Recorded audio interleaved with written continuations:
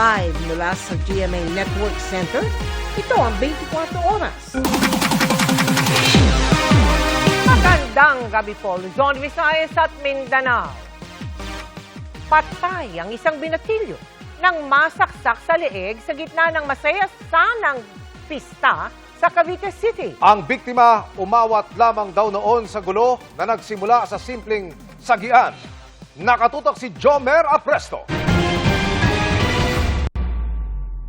Ganito karami ang dumalo sa taunang Regada Festival sa Cavite City kahapon, June 24. Pero ang masaya sanang pagdiriwang ng kapistahan, nauwi sa gulo matapos magkaroon ng insidente ng pananaksak noong halos patapos na ang programa. Patay ang 17 anyos na biktima na napuruhan sa kanyang leeg. Pero lumabas sa investigasyon ng pulisya na ang biktima umawat lang sa gulo na nagsimula lamang sa simpleng sagian. Hindi natin alam kung anong purpose niya, ay tumulong or awatin or tumulong siya doon sa o makipagsuntukan din. Magkatabi lang yung tent nila, doon nagsimula. Magkakilala na rin sila. Nagkasagian, tapos nagkaayos naman uli. Pero for some other reason, parang na-ignite yung kanilang sagian a few hours earlier. Sabi ng ilang saksi doon sa bahaging yun naganap ang pananaksak. Nakatakbo raw ng ilang metro ang biktima pero pagdating dito sa mismong kinatatayuan ko, bigla na lang humandusay ang biktima. Sinubukan pa siyang isugod sa ospital pero hindi na siya umabot ng buhay matapos matamaan ang ugat sa kanyang leeg. Hindi pa malinaw sa ngayon kung ano ang ginamit na panaksak pero may posibilidad na susi raw ang murder weapon ayon sa pulisya. And nakita ko lang kasi hawak na ng kaibigan niya yung tama. Nanaig na yung takot. Yung iba nag-iiyakan na rin sa takot. May mga ulat at kumakalat din na larawan na may isa pang lalaki ang nasaksak pero posibleng AI-generated lang daw ito ayon sa pulisya. Agad namang naaresto ng mga otoridad ang 34 anyos na sospek na pinaniniwala ang unang nakaaway ng tiyuhin ng biktima. Wala po akong alam sa nangyari ngayon. Ano lang po ang alam niyo sa nangyari?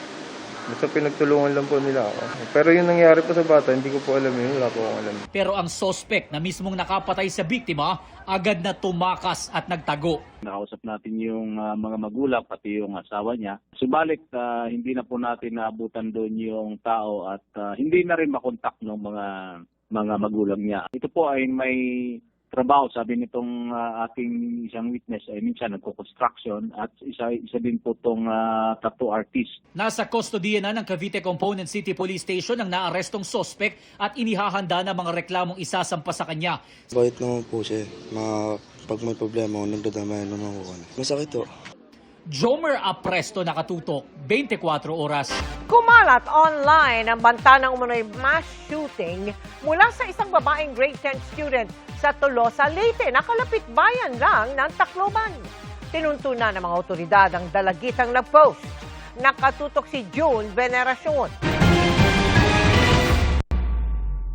Ilang araw lang makaraan ang kauna-unahang mass shooting sa eskwelahan sa Pilipinas na nangyari sa Tacloban City, Leyte. May nakakaalarmang impormasyon na nakarating kay Interior and Local Government Secretary John Vic Rimulya. At 8 o'clock last night, Senator Bam Aquino called me up and gave me a tip that there was chatter in Tacloban that there was an impending mass shooting that was about to occur. Agad na rumisponde ang PNP-CIDG at napag-alaman na ang banta ng karahasan ay nagmula sa social media post ng isang 14 anyos na babaeng grade 10 student sa Tolosa, Leyte. Ipinakalat niya ito sa pamamagitan ng paggawa ng multiple social media accounts. Nakasulat ang post sa local dialect. Pinost niya sa Facebook to. Hello, send this to your friends. Prepare yourselves, especially you, as you owe me. Get ready. I will disrupt the school. You won't know me, but you will recognize me. There's no time, no day. Be prepared for whoever gets shot or stabbed. We don't care. Good luck to you at... Natunto ng bata, lumalabas na problema sa pamilya ang maaaring dahilan kaya nag-post ng pagbabanta ang estudyante. Pero wala raw access sa armas ang bata at ang kanyang pamilya. Na-turn over siya sa Department of Social Welfare and Development pero nirelease din kalaunan. The threat appears to be neutralized and inactive. No evidence of an organized plan or involvement of others was found. Pero posibleng naimpluwensyahan daw ang batang babae ng 2 minor de edad na namaril sa kanilang eskwelahan sa Tacloban City Leyte noong Lunes. Base sa investigasyon, may pagkahalintulad ang mga batang namaril sa Tacloban City at ang 14 anyos na nagbanta ng karahasan sa social media. Pare-pareho raw naglalaro ng violenteng online video game na Gorebox ang 3 minor de edad. Itinutulak ni Rimulya na permanenteng iban ang Gorebox sa Pilipinas dahil sa masama nitong impluensya. Tingin namin gusto gumawa ng copycat crime. Ayun ang delikado dito eh. Kasi nga nakikita sa video games na napakadali bumatay ng tao. Tingin nila, ay ginawa doon, kaya ko rin to. Apela ni Rimulya sa publiko, huwag baliwalain ang anumang impormasyon ng karahasan. Kapag may nalaman, mag-report daw agad sa 911. Kasunod ng nangyaring pamamaril sa Tacloban City, kung saan nagkaroon ng akses sa mga bata sa baril. Inirekomenda ni Rimulya sa mga mambabatas na patawan ng kriminal na pananagutan ng mga gun owner kapag nagamit ng iba ang kanilang baril sa krimen. Sa ngayon daw kasi, civil case lang ang pwedeng isampa. Yung mga nangyari niyan, tragic as it may seem, can be preventable if we pass the right laws and amend the charter of the gun ownership. June Veneracion, Nakatutok, 24 Oras. Nagkaroon din ng pamamaril sa labas ng kolehiyo ng Pantukan sa Davao de Oro kaninang tanghali. Duguan ang lalaking biktima na pinagtulungang buhatin sakay sinakay sa tricycle papuntang ospital. Kita pa po ang 2 tama ng bala ng baril sa minivan na ito. Sinisikap ng GMA News na kumuha ng update patungkol sa kondisyon ng biktima. Samantala, ayon po sa Pantukan LGU, nakikipag-ugnayan na sila sa mga otoridad para sa ginagawang investigasyon. Tutulungan daw nila ang biktima at kanyang pamilya. Tiniyak din ng lokal na pamahalaan na prioridad nila ang kaligtasan ng mga estudyante at residente.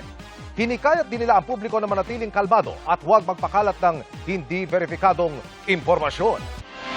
Bagaman isa lang sa 2 menor de edad na namaril sa Tacloban ang sasampahan ng reklamong kriminal, pareho silang pananagutin sa Bahay Pag-asa.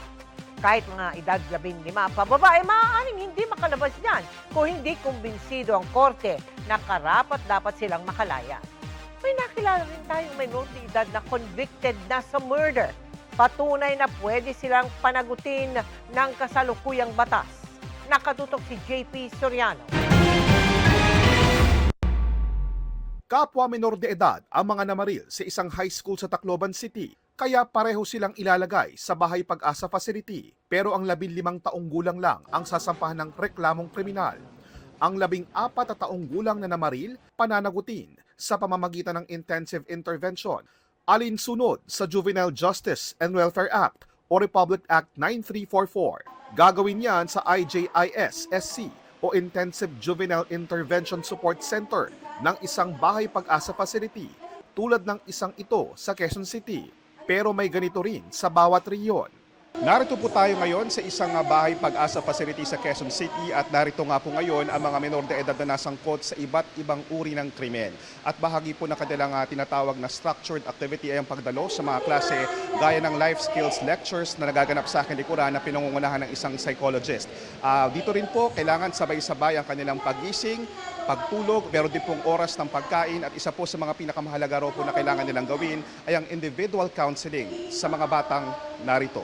Kabilang sa inabutan ko rito ang K-12 classes ng ilang children in conflict in law o mga batang may nalabag na batas na pareho sa itinuturo sa ibang paaralan. Di bababa sa 1 taon ang itatagal ng mga inilalagay sa ganito at pwedeng magtagal pa hanggang hindi napapatunayan ng remorse o pagsisisi at pagkaunawa ng menor de edad na mali ang kanyang ginawa. Mga social worker ang paunang magrekomenda niyan pero korte ang huling mag-aaproba. Kahit ilang taon ang abutin ay hindi palalabasin ng bata hanggang hindi ito nagbabago. Ang 15 taong gulang na namaril naman, sasalang sa assessment o pagsusuri kung meron ba siyang discernment o wastong pag-unawa sa krimeng kanyang nagawa. Kung meron kasi, lilitisin siya ng korte tulad ng ibang kriminal. So kailan masasabi na may discernment? Depende po dun sa magiging result kasi per tool, meron po siyang specific assessment And mayroon pong computation po dun sa result ng tools. Isusumite ang resulta sa korte, pero ito pa rin ang magdedesisyon kung may discernment. Kung tingin ng korte ay wala, parehong intervention din lang ang pagdadaanan niya sa ibang menor de edad sa Bahay Pag-asa. Based on the law, ang treatment po natin sa kanya ay yung same as the treatment dose CICL below 15 years old but above 12 years old na nakapag-commit ng serious crime. Okay, so mawawala yung criminal liability? Basically, yes. Pero kung tingin ng korte ay meron, iuutos itong dalhin siya sa isang Regional Rehabilitation Center for Youth o RRCY o kaparehong pasilidad na accredited ng LGU o DSWD. Doon siya mananatili habang nililitis sa korte kasabay ng intervention plan susuriin kung nagkaroon ng pagbabago ang batang sospek. Kung 21 years old na, ay aalamin muli kung nagbabago ba siya. If ever wala talagang reformation on the part of the child, so it will be submitted, the progress will be submitted to the court and the court will decide on the case. Si Josh, hindi niya tunay na pangalan.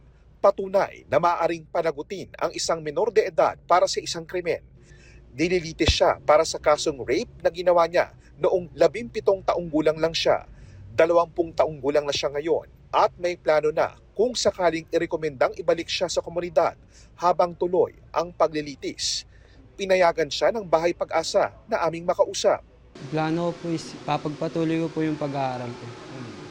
First year college na po, going to second year college na po. Si Justin naman, convicted na para sa kasong murder na ginawa niya noong 17 taong gulang lang din siya. Dito muna siya mananatili habang suspendido ang kanyang sentensya. Pag edad 21 na ay saka malalaman kung i-reintegrate siya o pagsisilbihin ang sentensya batay sa rekomendasyon ng mga social worker at pinal na desisyon ng korte. Pagpasok ko pa lang po dito, sinabi ko na po sa sarili ko na aayusin ko na yung buhay ko. Pagbabayaran ko, pagninilayan ko, pagsisisihan ko po lahat ng mga pagkakamali kong ginawa. JP Soriano, nakatutok 24 oras. Mga kapuso, pumanaw na ang 27 taong gulang na guro na sinalpok ng SUV habang nakamotorsiklo sa Marikina City. Nakainom umano ang driver ng SUV at anak umano ng vice-alkalde sa lungsod. Nakatutok si EJ Gomez. Naghihinagpis ngayon ang pamilya Cruz sa pagpanaw ng panganay na anak na si Alexander Quintos Cruz. Si Alexander, ang 27 anyos na sakay ng motorsiklo na nakasalpukan ng isang SUV sa isang intersection sa Barangay Concepcion 2, Marikina City noong June 13. Ang insidente, caught on cam at nag-viral. Ayon sa kanyang ina, nalagay sa kritikal na kondisyon si Alexander dahil sa tinamong brain hemorrhage. 1 linggo siyang namalagi sa ospital bago bawian ang buhay noong Sabado, June 20. Kwento ng inang si Mary Ann, makikipagkita lang daw sana ang anak sa mga kaibigan para sa outing nila sa La Union nang mangyari ang insidente. Si Alexander ay isang senior high school teacher sa pamantasan ng lungsod ng Marikina. Napakabata pa ng anak ko, marami pa siyang pwedeng maibahagi sa mundo. Marami pa siyang pwedeng gawin. Marami pa siyang buhay na pwedeng matouch. Pero tinanggal po nila yung pagkakataon na yun sa anak ko. Sa investigasyon ng Marikina Police, nakainom umano ang 24 anyos na SUV driver. Sinabi po niya na hindi daw po nag-signal light ang anak ko. At hindi din nagpreno. Na-prove po ng colored na CCTV na may signal malayo pa sa intersection yung pagpapatakbo ng motor ng anak ko. Sa kuha ng CCTV, kita ang pag-signal light ni Alexander bago pumasok sa intersection box at lumiko pa kaliwa nang salpukin siya ng paparating na SUV dahilan para tumilapon ang motorsiklo at si Alexander. Ayon sa Marikina Police, ang driver ng SUV ay si David Alfred de Guzman, 24 anyos. Batay sa mga ulat, siya ay anak ni Marikina Vice Mayor Del de Guzman. Ayon sa ina ng biktima, pinuntahan pa siya ng isa pang anak ng Vice Mayor. Nagpapunta po si Vice Mayor ng kanyang representative no? Sa pamamagitan po ng kanyang anak na si Dean De Guzman. At kinumpirma naman po ni Dean De Guzman na brother po niya si David De Guzman. Ayon pa sa ina ng biktima, kinausap pa umano ng Vice Mayor ang pulis sa pamamagitan ng telepono. Tumawag po siya sa father niya at inabot niya po yung telepono sa sarhento. Sabi po ay gusto daw po kayong kausapin ng father ko. Ang sabi naman po ng sarhento ay pwede bang i-loudspeak? Pwede bang i-loudspeak? Subalit hindi po pumayag yung nasa kabilang linya. Ayan. Kasi sabi po ng sarhento, for fairness to both parties, gusto niyang i-loudspeak. And then, after po nun, ay kinausap na rin po noong sarhento na nakaharap po sa amin, yung nasa kabilang linya. Pero ang ginawa po niya ay inuulit niya po yung sinasabi ng nasa kabilang linya. And then, sino po ba tong aking kausap? Ano po? Del De Guzman? So, yun po yung kumpirmasyon ko na ang ama po ng nakabangga sa aking anak ay si Vice Mayor Del De Guzman. Humingi na ng pahayag ang GMA News sa kampo ng pamilya De Guzman pero wala pa silang tugon. Inaresto si De Guzman matapos ang insidente at sinampahan siya ng reklamong reckless imprudence resulting in physical injuries and damage to property at reklamong paglabag sa Anti-Drug at Drug Driving Act of 2013. Pero nakalaya rin daw si De Guzman matapos magpiyansa ayon sa Marikina Police. Lahat naman po nasunod natin yung tamang proseso na under custody siya, nagkaroon ng inquest proceeding, naikulong po siya. Then nailabas lang din po siya nung lumabas po yung kanyang bail. Ayon sa pamilya, nagsumite na sila ng death certificate sa Justice Hall ng Marikina bilang bahagi ng proseso para maiakyat ang kaso sa reckless imprudence resulting in homicide. EJ Gomez, Nakatutok, 24 Oras.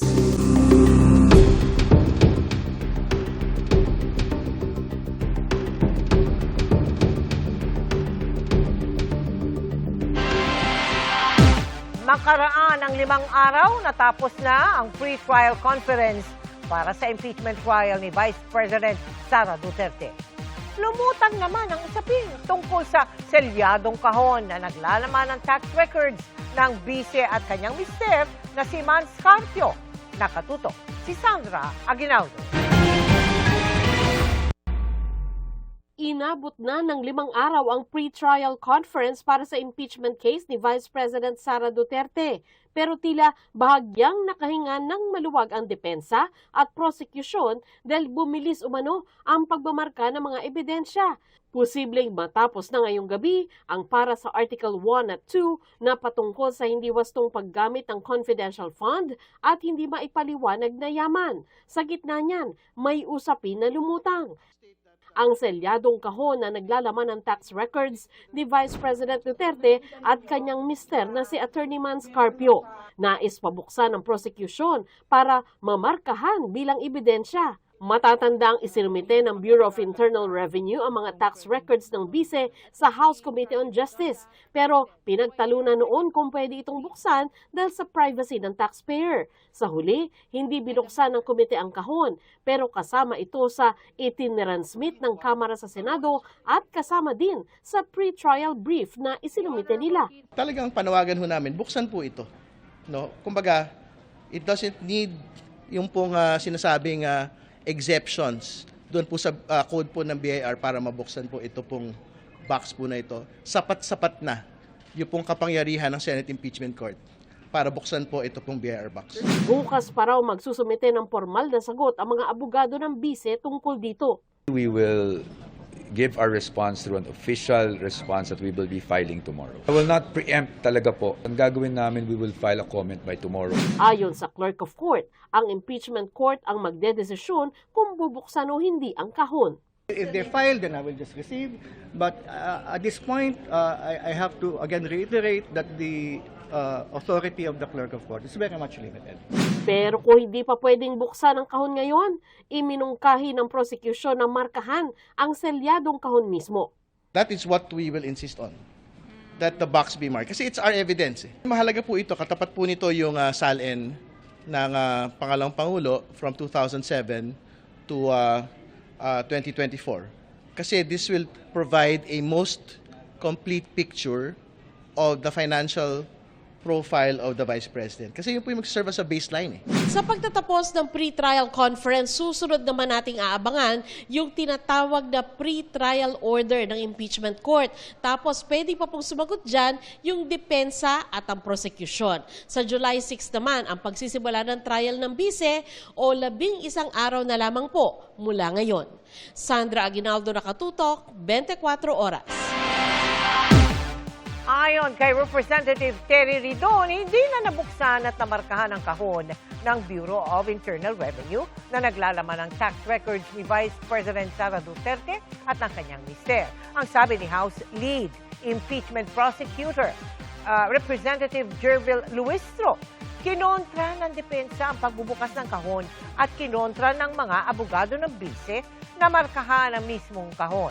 Pero ang sabi ni Redon, hindi mababaliwala ang kahon dahil pag-uusapan niya ito sa mismong trial.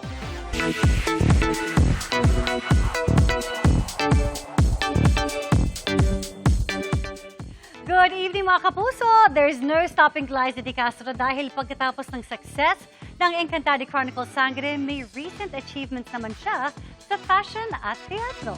Ichichika yan ni Aubrey Carampel.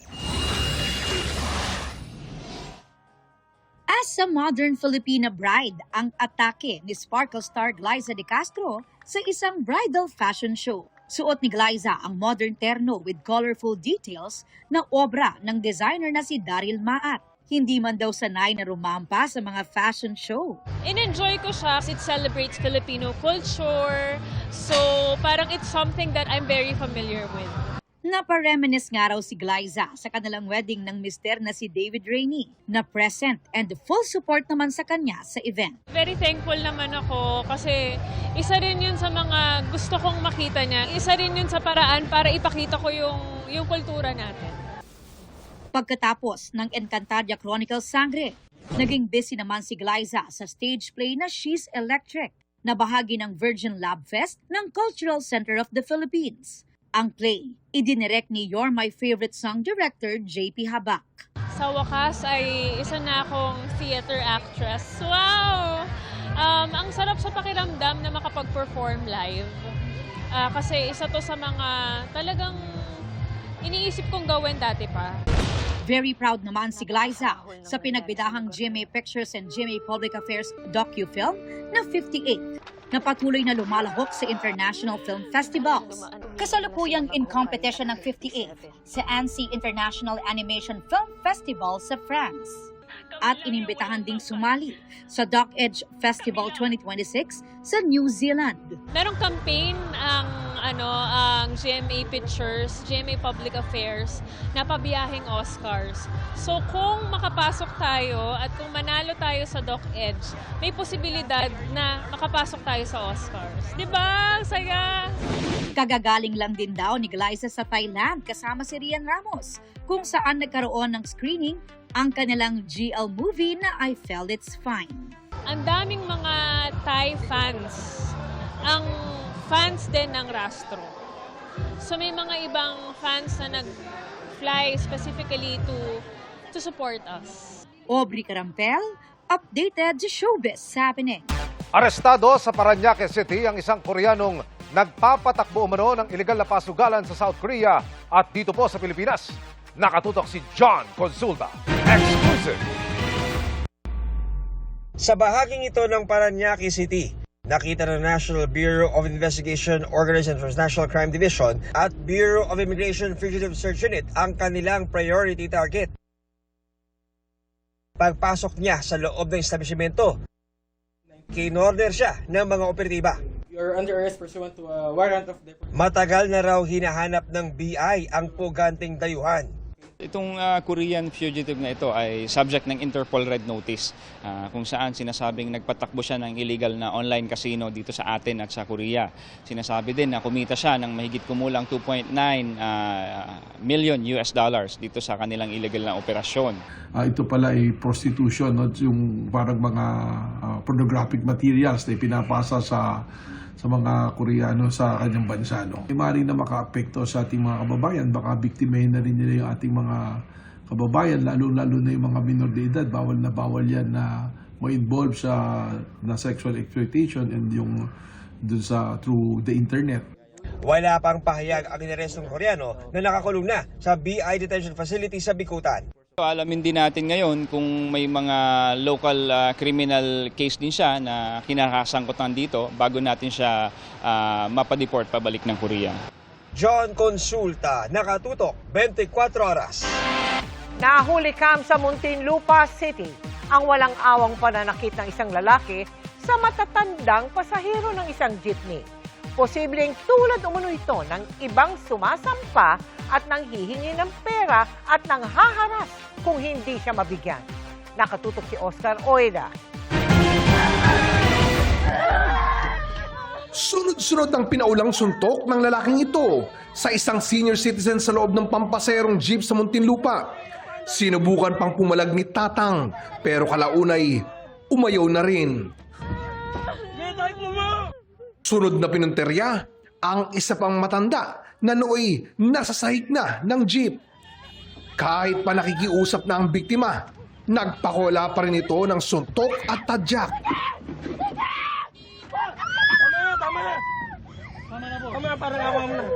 Wala nang nagawang ibang pasero kundi umiyak at magsisigaw. Kalaunan, bumaba rin ng jeep ang suspect.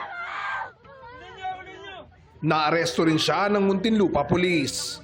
Yung area kasi ng pinanggalingan is just within the area ng Substation 3. So, immediate yung ating pagresponde doon.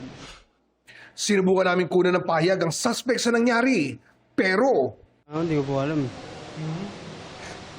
Hindi ko po natatandaan. Hindi mo na natatandaan? Nakasakay lang ako sa jeep eh. Tapos? May nakaaway po ako. Ang Muntinlupa Police, iniimbestigahan pa daw kung ano ang punot dulo ng gulo. Pero ayon umano sa nakuhang impormasyon ni Muntinlupa City Mayor Rufy Biazon. Ang nakuha ko lang naman is yung sumakay nga dun sa passenger jeepney at yung typical na nanghihingi, nahaharas pagka hindi mo nabigyan. And I think it escalated doon dahil high on substance, no? Substance abuse. Matagal na raw itong problema sa naturang area. In the past, ma-apprehend, pero there is not much na magamit para ma-contain. Usually, nababalik lang din sa community. Kaya community work siguro isa namin na papag-igtingin ngayon. Nagbigay na rin ako ng additional instruction na mag-focus sa area na yon, lalo na't main thoroughfare siya na dinadaanan ng maraming pasahero. Naharap ang suspect sa kasong physical injury. Ligtas naman at nasa stable na kondisyon ang mga biktima. Oscar Oida, Nakatutok, 24 Oras. Mga kapuso, lumalabas sa ballistic at autopsy ng mga nasawi sa pamamaril sa eskwelahan sa Tacloban City na mula po sa malayo ang tama ng mga bala sa mga biktima. Nakatakda ring kasuhan ang tiyahin at lolo ng dalawang shooter kung kanino umano galing ang mga ginamit na baril. Nakatutok live si Rafi Tima. Rafi! Email natapos na nga ng PNP Regional Forensics Unit 8 ang kanilang ballistics examination at autopsy sa 3 estudyanteng nasawi sa pamamaril noong Lunes dito sa San Jose National High School. Sa ngayon ay kinukumpleto na lang daw nilang report para maisumite sa mga investigador. Base sa resulta, lumalabas nga na galing sa malayo ang tama ng mga bala sa mga biktima. Indikasyon ng isang random na pamamaril.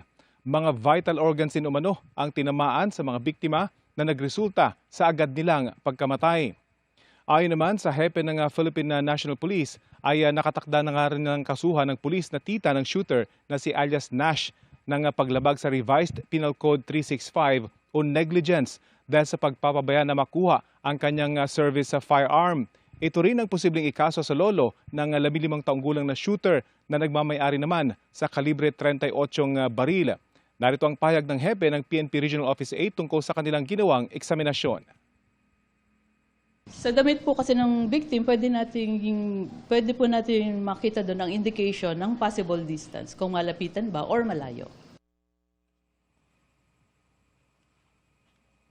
3 araw matapos ang pamamaril sa San Jose National High School sa Tacloban City, tuloy pa rin ang pag-alala ng mga kaklase, mga guro at magulang sa memorial na itinayo sa campus para kina Nicole, Chris, Lawrence at Yancy.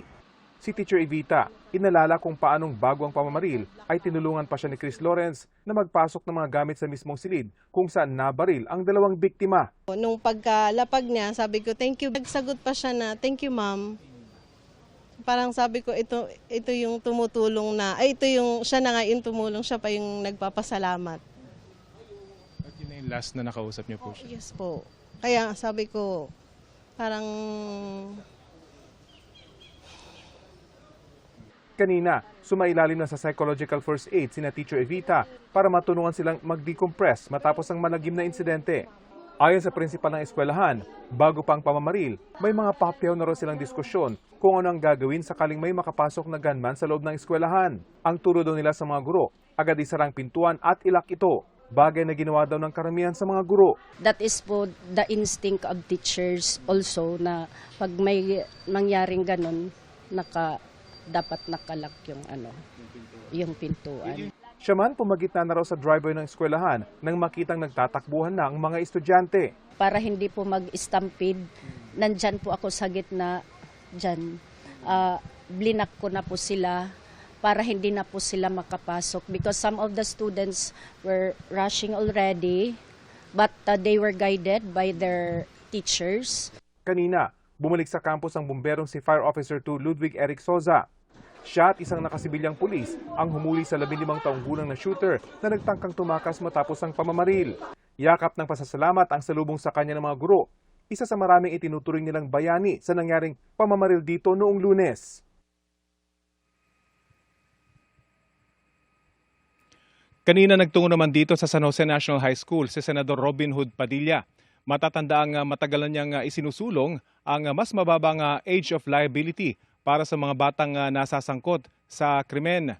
Nagkita pa sila rito ni Tacloban Mayor Alfred Romualdez na naunang nag-ikot dito sa campus para bisitahin ang crime scene. Yan ang latest mula rito sa Tacloban. Emil? Naghain ng panibagong reklamo si dating Senador Antonio Trillanes IV laban sa 18 dating umanong bodyguards ni Zaldico na nagdawit sa pangalan niya kaugnay sa maletang pera. Dawit din sa reklamo sina Senador Dante Marcoleta at Senador Alan Peter Cayetano. Nakatutok si Bea Pinla. 3 linggo matapos ang pagdinig ng Cayetano Block sa flood control scam, naghain ng panibagong cyber libel complaint si dating Senador Antonio Trillanes laban sa 18 dati umanong bodyguard ni ex-Congressman Zaldico. Dahil kasinungalingan umano ang binanggit nilang hinatiran siya ng male-maletang pera. Hindi po totoo yun, kaya bawat salita, bawat okasyon na sasabihin nila yung kasinungalingan na yun, magpa-file po ako ng kaso sa kanila. Dawit rin sina dating Senate President Alan Peter Cayetano at Senador Rodante Marcoleta na nanguna sa pagdinig. Sila yung nag-facilitate nun, yung nag-extract ng mga kasinungalingan na sinabi ng mga 18 bodyguards. Wala silang authority to do that. Sa reklamong inihain ni Trillanes, malinaw umano na nakipagkunsyabahan ng 18 kina Cayetano at Marcoleta sa pamamagitan ng mga leading question ng mga senador. Ayon kay Trillanes, hindi maituturing na absolutely privileged communication ang naturang pagdinig dahil hindi umano ito otorisadong Blue Ribbon Committee hearing. Because of that, wala silang parliamentary immunity. Kasi nung the day before that, napalitan na si Cayetano. Napalitan na rin si Marcoleta. Hindi sila ang legal na Blue Ribbon Committee. Sinusubukan pa naming kuhanin ang panig ni Cayetano, Marcoleta at ng kampo ng mga dating bodyguard pero hindi pa sila tumutugon. Bea Pinlac, Nakatutok, 24 Oras. Mga kapuso, viral kung paanong pinakalma ng isang residente ang mga nagpapanik na estudyanteng dumagsa sa kanyang bahay para makalaya sa mga shooter sa San Jose National High School. Tingin po ng isang eksperto, kailangang obserbahan ng mga bata para hindi magka-post-traumatic stress disorder. Nakatutok si Mark Salazar. Nakabibinging sigaw at iyak ang bumalot sa San Jose National High School sa Tacloban City nitong Lunes ng umaga. Matapos umalingaw-ngaw ang mga putok ng baril sa lugar na inakala nilang ligtas. Mula sa mga pinagtaguan nilang mga classroom, nagpulasa ng marami palabas para sa mas ligtas na lugar. Paglabas ng main gate, maraming estudyante ang nagkuble sa pinakamalapit na bahay, ang bahay ni Stel Miranda. Unang-una ko po narinig yung sigawan ng mga bata. Pagkasigawan po kasi nila, lumabas po ako. Pagkalabas ko po, nakakasalubong ko po sila. Tapos sabi po agad nila sa akin, "Ate, tulong, papasukin niyo po kami. Meron po kasi namamaril." Sabi ko, "Ha?" Kala ko po nung una may sunog. Alam mo po yung takot na takot talaga sila. Yung nanginginig na po lahat ng katawan nila po na sobrang takot po na parang pati ikaw may iyak sa kanila. Yung itsura po nila na yung takbo, na wala po na po silang mga sapatos, nakamedyas na lang po. Yung po, grabe po yung mga mukha ng mga bata sa sobrang takot po. Mula alas 9 ng umaga hanggang alas 10, ang pinakamahabang bangungot at histerya. Dahilan kaya't merong pang hinimatay sa pagod. May danapolis, kalma na kamo, may danapolis. Ay nakamo. Sa kwento ni Stel, kumalma lang ng bandang alas 11 ng tanghali nang makita nilang may nahuli ng gunman at nasa patrol car na ng pulis. Uli na lugod ka mo, ang pwede uli ka mo. Kumalma, pero hindi nawala ang takot. Kahit nga sa adult na gaya ni Stel, mahirap daw ipagpag ang trauma hanggang ngayon. Dati po nagko-close kami ng gate namin or ng door namin mga 9 o'clock or 8:30. Ngayon po 7 o'clock pa lang nagsasarado na po kami ng gate. Parang natatakot na din kami. Parang ngayon pa po fresh pa talaga po. Parang nakakatakot pa talaga magtiwala. Kung ang isang adult ay na-trauma sa nangyari, paano pa kaya itong mga bata? Kaya sabi ng isang clinical psychologist, mahalaga ang unang 24 oras para sa psychological intervention sa mga batang dumaan sa extreme traumatic experience na ito. Ang dating paniniwala, kailangan yung tinatawag na psychological debriefing. Kumbaga, ipasalaysay agad sa bata yung buong pangyayari. Hindi na ito nire-rekomenda bilang routine intervention, lalo sa mga bata. May mga ilang pag-aaral po na sinasabi na mas nagpapalala ng distress ito sa mga nakaranas ng trauma. Kaya ang nire-rekomenda natin sa loob ng halimbawa 24 na oras or immediately nakatuon dapat sa pagbibigay ng psychological first aid na tinatawag. Yung psychological first aid, ito po yung pagbibigay ng pakiramdam ng kaligtasan. Mahalaga na maramdaman ng bata na siya ay ligtas. Sa loob naman ng unang isang linggo, dapat din obserbahan ng mga bata dahil baka nauwi na sa mas seryosong post-traumatic stress disorder o PTSD ang kanilang kondisyon. Ang simptomas nito ay halimbawa yung flashbacks na parang nangyayari ulit yung insidente, may mga simptomas na binabangungot sila, pag-iwas sa paaralan. Nako, pag ito po nangyari sa bata, mas mahirap na sabihan yung bata na bumalik ulit sa school o doon sa lugar na pinangyarihan. Pagiging madaling magugulatin, yan po, no? Laging alerto, tapos hirap sila mag-concentrate, yan yung mga simptomas. Kung ganito na, kailangan na silang isailalim sa therapy. Mark Salazar, Nakatutok, 24 Oras. Itinuturing ng kauna-unahang kaso ng mass school shooting sa kasaysayan ng Pilipinas. Yang nangyaring paumaril ng 2 estudyante sa kanilang mga kaeskwela sa San Jose National High School sa Tacloban, kung saan 3 ang namatay. Pero bago nito, may paisa-isa na ring insidente ng pamamaril sa ilang eskwelahan sa nakalipas na mga taon. Kabilang dyan ang ibinida noon ni dating Pangulong Duterte na pamamaril sa kanyang kaklase noong dekada 70. Nakatutok si Ivan Mayrina. Pumasok lang po siya ng school para patayin lang po, ng ganun-ganun lang. Hindi rin na mapabalik, sinabuhit ang anak ko. Ang sir, ligtas yung anak ko kasi nandun sa paralan. Doon pala magtatapos yung buhay niya.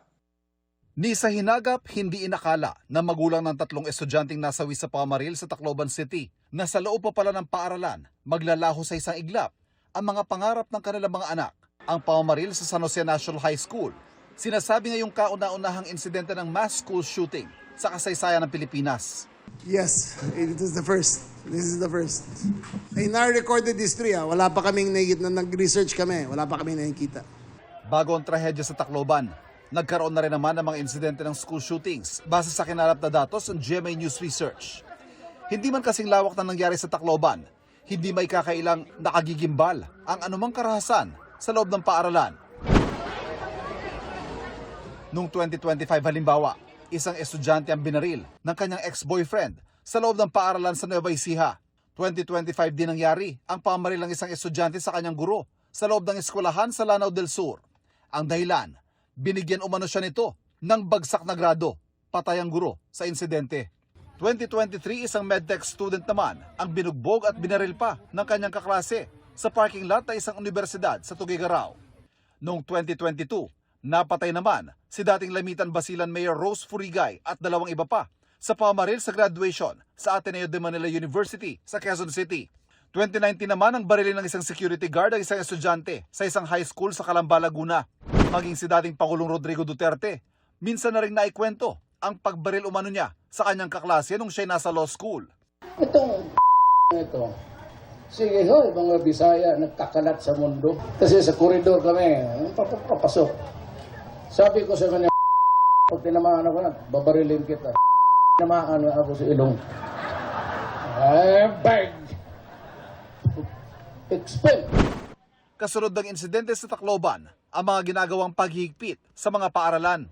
Pero aminado maging ang pulisya na hindi kakayaning isa-isang bantayan ang lahat ng paaralan sa buong bansa.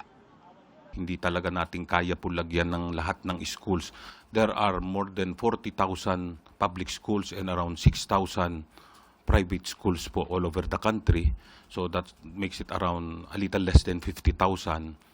Kahit po lagyan natin tigi-isa lang ay wala na pong magagawang ating ano. Ang Psychological Association of the Philippines, pabor sa mga hakbang para siguruhin ang kaligtasan ng mga paaralan.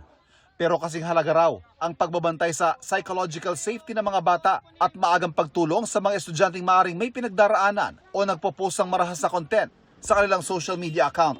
These two guys, they could have already been showing us red flags. Marami na silang pinapakitang triggers. Kaya lang hindi sila siguro napansin or hindi sila nabigyan ng importance. Ang important pa din siguro na pwede nating isuggest maliban sa security ay yung pag-i-implement natin ng changes siguro do sa reporting mechanisms natin sa schools, no? Kung pwede natin sanang magkaroon tayo ng pamamaraan para mas makita natin if the students, particularly those that are possibly manifesting some red flags. Ang Education Department kinikilalang issue, hindi lang bilang isang issue ng seguridad. Hindi lang siya peace and order problem eh. Tingin namin kailangan i-manage din yung mga bata kasi parang exposed sila to a lot of violence online.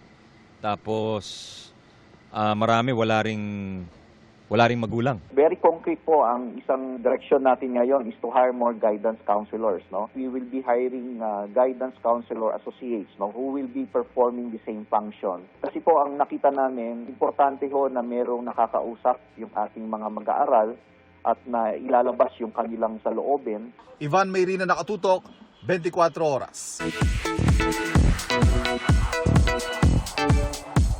Grateful ang host na sina Heart Evangelista at Sean Lucas sa suporta ng mga manonood sa Kapuso Game Show na The People Have Spoken. Pero kumusta naman kaya ang samahan nila sa taping? Makichika kay Nelson Canlas. We're gonna see Shanghai once more. You wanna join? Yes. It's giving passion, but budget-friendly. Yan ang kinaaliwan online sa shopping hall ni Heart Evangelista kasama ang kanyang mom and some friends sa recent trip niya sa China. Ang saya. I like China. It's a totally different atmosphere, environment pagdating sa fashion. So, naaliw ako sa kanya. And speaking of trip, iplinex naman ng co-host ni Heart sa The People Have Spoken na si Sean Lucas. Ang sponty trip niya kasama si Michael Sager sa Thailand. We woke up that day and then we decided to fly out to Bangkok by night. Kasi wala kang magawa ni Michael. Pagdating namin dun, wala kaming plano. So yung nandun sa vlog na yun yung trip namin that day. Random. Bukod sa kani-kanilang ganap, busy rin sina Heart at Sean sa Kapuso Game Show na The People Have Spoken. Lalo nga raw nagiging close ang dalawa habang tumatagal ang taping nila. Grateful din sila sa natatanggap na suporta. Lalo't napapansin din daw ng Kapuso viewers ang kanilang pagiging authentic sa show. Mas marami pa raw aabangan ang mga manonood sa mga susunod na episode. More hot topics, more discussions, and chicas. A lot of violent reactions, wow, controversial topics, and anything under the sun.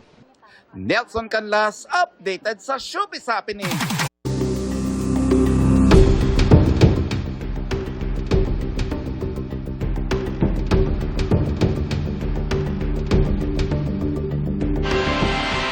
Inilista bilang testigo ng impeachment prosecutors laban kay Vice President Sara Duterte ang court sheriff na sinapak ng bise noong Davao City Mayor pa siya. Ipinatatawag din bilang testigo si Mary Grace Piatos na lumabas noong walang birth records. Nakatutok si Tina Panganiban Perez. Ayaw sa... Noong July 2011, habang nakaupong mayor ng Davao City, sinapak ni Vice President Sara Duterte ang isang court sheriff na nagpapatupad ng demolition order noon sa lungsod. Ang sheriff, si Abe Andres, ay kasama ngayon sa listahan ng mga witness na isinumite ng House Prosecution Panel para sa impeachment trial ni Duterte. Sa pre-trial brief documents na isinumite ng prosekusyon at nakuha ng GMA News, sinabing ihaharap daw nila si Andres para patunayang may tendency ang bise na maging bayolente. Isa siya sa 8 witness kaugnay ng Article of Impeachment sa pagbabanta ni Duterte sa Pangulo, First Lady at dating House Speaker. Isa pang witness na nasa listahan ng prosekusyon. The name would read, tama po ba, Mary Grace Piatos? Piati? Ang pagkabasa ko, Piatos eh. Si Mary Grace Piatos, pangalang nakapirma sa resibo para sa natanggap umanong pera mula sa confidential funds. Lumutang ito sa pagdinig ng House Committee on Good Government and Public Accountability noong 19th Congress nang imbestigahan ang tungkol sa umano'y maling paggamit ng pondo ng Office of the Vice President. Ang sabi ng Philippine Statistics Authority, wala silang record na may pinanganak na may ganitong pangalan. Negative record po for Mary Grace Piatos, Milky Sikuya at Kokoy Villamin. Tama po ba? Tama po, sir. Pero paano ngayon ipipresenta sa Senate Impeachment Court ang isang multo? If ever nakasama, if ever lang, no? Because we do not want to dwell on the witnesses to be presented. I am sure that it will be significant in proving the prosecution's case, no? Well, you remember that one of the findings of the Committee on Good Government and Public Accountability is the recipients are not fictitious, are fictitious personalities, no? So, possible to dwell on that. Yung existence or non-existence po ni Mary Grace Piatos, yung pong smoking gun, kung talaga nga bang tama o mali, yung pong paggamit ng confidential funds. Tumanggi si Luistro na kumpirmahin kung kasama nga si Mary Grace Piatos sa listahan nila ng witnesses. Bawal kasi nilang talakayin ang merito ng kaso. Kasama rin sa mga inilistang witness ng prosekusyon ang miyembro ng Duterte legal team na si Attorney Michael Powa. Dating nagsilbi si Powa sa ilalim ni Duterte bilang spokesperson ng Department of Education. I don't have any problems with that. Pwede naman because lalo na kung ang tatanungin naman nila ay matters that are not pertaining to my role as counsel of the Vice President.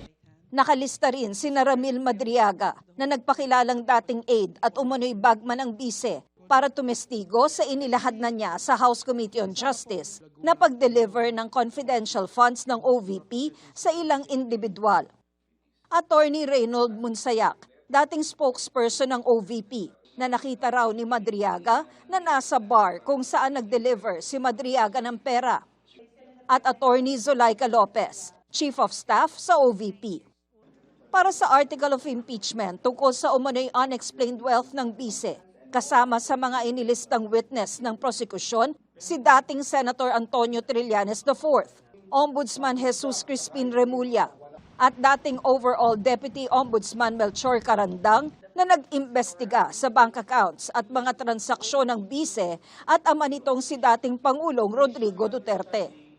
Well, I'm sure you have listened to the testimony of former Senator Antonio Trillanes, and there was mention in his testimony before the Committee on Justice of the role and participation of Attorney Carandang.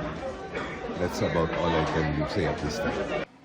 Ipipresenta rin ng prosekusyon ang SALN o Statement of Assets, Liabilities and Net Worth ng bise mula noong mayor at vice mayor pa siya ng Davao City hanggang sa maupo siya sa Office of the Vice President.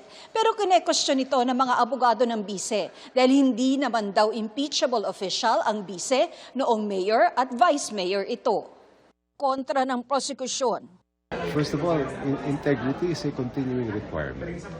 And of course, when we speak about impeachable offenses, that relates to the fitness of the officer to occupy that particular position. Tinukoy ni Representative Chel Jokno ang kaso ni dating Chief Justice Maria Lourdes Sereno. Ang pinag-usapan doon ay hindi naman yung mga nagawa o sinabing ginawa niya nung siya ay umupo na bilang justice. Those were allegations regarding what she did or did not do way before she became a justice of the Supreme Court.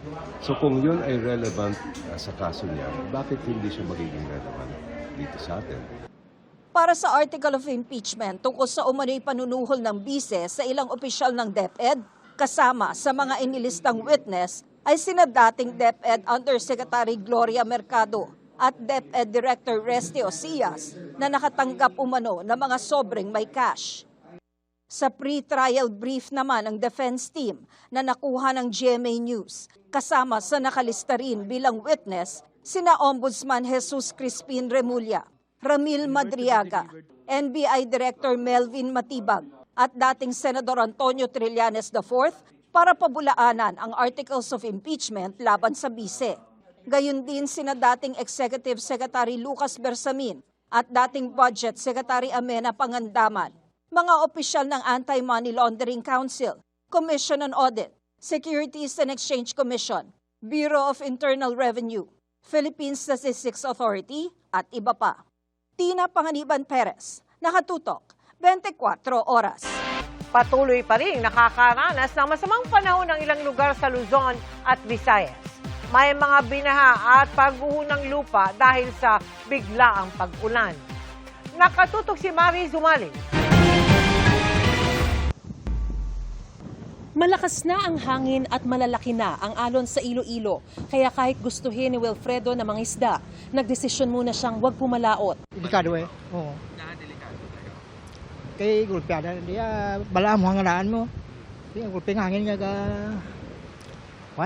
sadida. Sa ngayon, naka-heightened alert na ang Coast Guard Station ng Iloilo dahil sa binabantayang bagyong Francisco at ng tropical storm sa labas ng PAR. We strongly advise na sa ila sir nga hindi sila na magpanawod kung walain ang tiyempo and as what you have said sir no hindi mapaktan gulpi lang nagabaskog ang hangin kagang nagadalag po ang balot. Maliban sa pag-inspeksyon sa mga pantalan, nagbabala rin ang PCG sa mga resort at iba pang mga establishmento sa coastal areas na iwasan muna ang water activities. Dahil malakas na rin ang mga alon sa bandang isla ng Boracay, kaya todo kapit sa palubog ng nilang bangka ang 6 na crew na ito. Agad naman silang nasagip ng mga tauhan ng Aklan Maritime Police. Kalahok sila sa Parao Race ng Malay LGU, kasabay ng kapistahan ni San Juan Bautista. Wala namang nasaktan sa kanila. Dahil daw po sa malakas na hangin, kaya siguro hindi na nila nakaya, kaya bumaliktad yung yung bangka. Sa mga 30 participants, sila lang naman po yung bumaliktad. Dahil naman sa malakas na ulan, kaya gumuho ang lupa sa bahaging ito ng Barangay Sumaray, San Remigio, Antique. Walang nasaktan sa landslide, pero pansamantalang apektado ang mga dumaraang motorista. Nagsagawa na ng clearing operations ang LGU. Sa Cainta, Rizal naman, mabilis na binaha ang bahaging ito ng Barangay San Isidro kasunod ng bigla ang buhos ng ulan. Inabot pa ng hanggang tuhod ang baha na nagpahirap sa mga sasakyan. Ayon sa Pag-asa, nakakaapekto ngayon sa mga naturang lugar ang habagat na mas pinalakas pa ng Bagyong Francisco. Mariz Umali, Nakatutok, 24 Oras.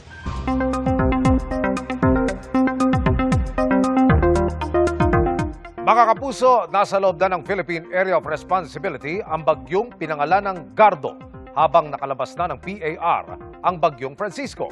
Wala nang nakataas na wind signal sa anumang bahagi ng bansa pero posible pa rin magpaulan sa ilang bahagi ng extreme northern Luzon ang Bagyong Francisco. Ayon sa Pag-asa, sunod na nitong tutumbukin ang bansang Japan. Samantala, ang Bagyong Gardo hulig na mataan 1,400 kilometers silangan ng extreme northern Luzon. Pahilagang kanluran ang galaw nito sa bilis na 45 kilometers per hour. Mababa ang tsansa nito mag-landfall o magkaroon ng direktang epekto sa bansa, lalo't daraan lamang yan sa may kanto ng PAR. Hindi rin ito magtatagal at agad ding lalabas bukas. Dahil sa papalayong Bagyong Francisco, habagat at localized thunderstorms, may mga pag-ulan pa rin sa ilang bahagi ng bansa. Base sa datos ng Metro Weather, bukas ng umaga, may pag-ulan sa ilang bahagi ng Mimaropa, Calabarzon, ilang bahagi ng Visayas at Mindanao. Bandang hapon at gabi, mas marami ng uulanin at halos buong bansa na ang makararanas niyan. May malalakas na ulan na posibleng maranasan sa ilang lugar gaya po ng Central Luzon, Central Visayas, Bicol Region, Western Visayas, Northern Mindanao, Caraga, Davao Region. Mataas din ang tsansa ng ulan sa Metro Manila kaya maging alerto pa rin at mag-monitor ng advisories ng Pag-asa. Niyanig ng malalakas na lindol ang bansang Venezuela at Japan. Sa Venezuela nga ikambal o magkasunod pa ang lindol na parehong lagpas magnitude 7 ang lakas. Pinangangambahang madagdagan ng mahigit 100 at 64 ang patay doon. Nakatutok si Tina Panganiban Perez.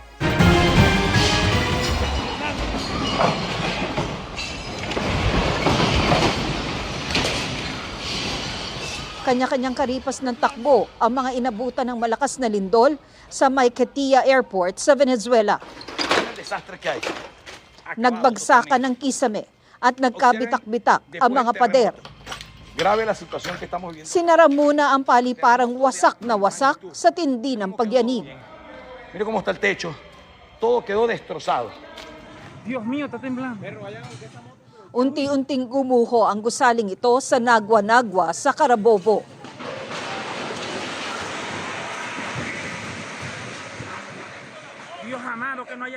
Kasunod yan ang kambal na lindol na tumama sa Venezuela.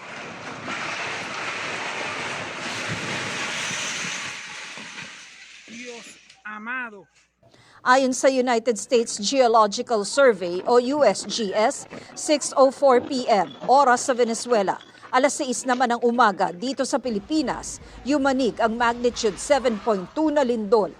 Wala pang 40 segundo, nasundan yan ang mas malakas na pagyanig at umabot sa magnitude 7.5. Ang epicenter ng dalawang lindol, parehong naitala sa bayan ng Yumare. Ito na ang pinakamalakas na lindol na naitala sa Venezuela sa loob ng mahigit 100 taon. Maraming bahay at gusali ang tuluyang gumuho.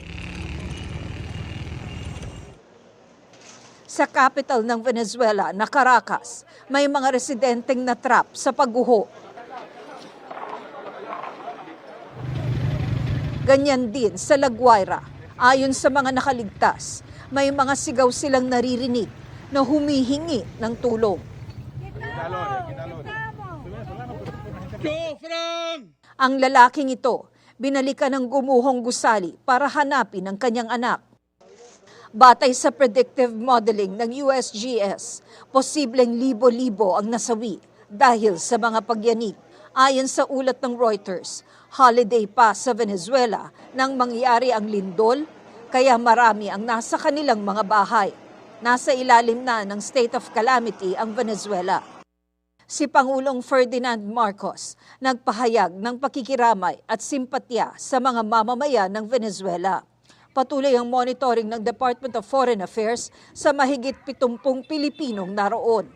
Anila, sa ngayon ay walang naitatalang Pilipinong nasaktan sa lindol.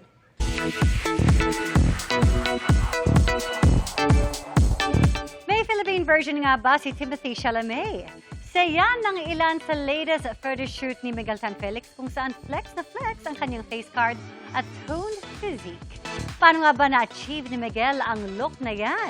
Makichika tayo kay Aubrey Carampel. Mula sa napaka-cute na child star hanggang sa kinakakiligang boy next door na binatilyo. Ngayon, dashing leading man material na si kapuso homegrown artist Miguel Tan Felix. Sa pagsalang noon ni Miguel sa GMA News interviews, proud si Miguel na in-embrace ang maturity lalo't malaking bahagi raw ito ng trabaho. So, you're enjoying this version of you now? Yes, ako na-enjoy ko siya. Na-enjoy ko yung bawat na. Example, dati sa kung ano yung role ko, talagang minamarinate ko yung sarili ko sa character. Bukod sa mustache, marami rin ang nakapansin sa toned body ni Miguel. Bunga raw yan ng pag-gym na bonding na rin nila ng bunsong kapatid niyang si Yuan. Kaya naman sa latest photoshoot na ito, di lang serving face card, highlight din ang toned chest at sophisticated rugged charm look ni Miguel na inihahalin tulad pa sa mga international stars na sina Timothy Chalamet at Jacob Elordi. Tagal ko na kasing walang glam shoot tagal ko walang fun shoot. So, you know, para lang maalala ko na may editorial side din ako. During his free time, binabalikan daw muli ni Miguel ang kanyang hobby na bouldering o rock climbing. Recently, nakasama pa niya sa activity ang girlfriend na si Isabel Ortega at ilang kaibigan. Puro paltos, kalyo, paltos. Pero enjoy satisfying. Nakaka-challenge siya. Para sa akin kasi ako kasi mahilig ako sa puzzle and physical activities. Yun, parang pinaghalo. Nakasama rin ni Miguel si Isabel sa isang charity event kung saan binisita at nagbigay tulong sila sa isang home for the aged. Samantala, excited rin si Miguel sa pagpasok ng bagong Task Force Firewall cast member na si Kailin Alcantara bilang forensic analyst na si Kali Sandoval. Si Kali, may past daw sa karakter niyang si Galo. Dagdag kulay sa buong team Firewall kung paano ba dynamics sila pag nandiyan na si Kali. Wishing din daw si Miguel na magkaroon din ng crossover ang karakter ng kanyang idol na si Ding Dong Dante sa The Master Cutter na si Atoy.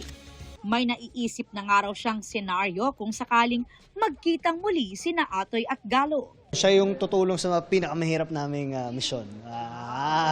Kung kailangan namin ng disguise, siya. At kung may hahanapin kayo? Kung kailangan namin ng suit, pwede. Bukod sa Task Force Firewall, muli ring mapapanood ang travel show ni Miguel na Planet XP sa Sabado, kung saan maipapakita naman niya ang kanyang love for adventure and traveling. Aubrey Carampel, updated to Showbiz Happening.